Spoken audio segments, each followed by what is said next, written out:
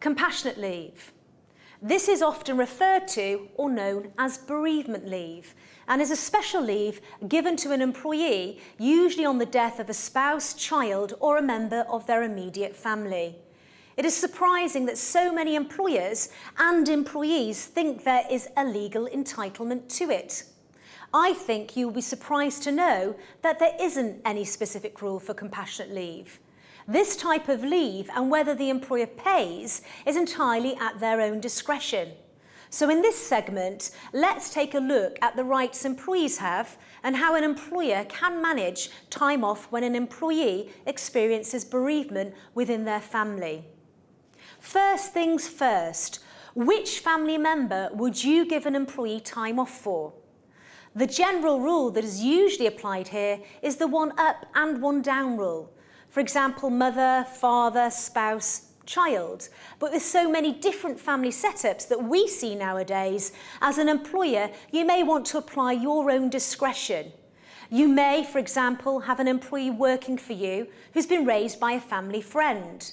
In this case, to refuse compassionate leave might make the employee disgruntled, and they may take the time off as sickness anyway. How much time off? Everyone experiences grief in different ways and for different amounts of time. You may have an employee who takes one day off and another that may be off for several weeks. Also, you have to consider how close the family member was to the employee, as this may have a massive impact on the amount of time taken off. Some employers might include in their rules that they give up to 3 days paid time off for close family members, whereas another employer may have up to a week given to his staff. As I said earlier, it is entirely at the employer's discretion as to what rule they will apply. Policy.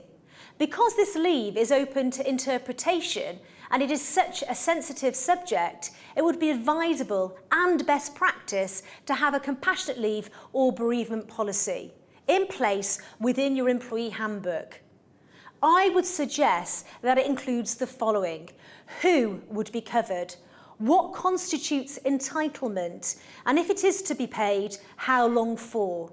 It would also make sense to cover if more time off was needed and when such time would be treated as sickness. Remember, you will at one time have to deal with a request for this type of leave, and it's always best to have the right things in place in preparation and understanding.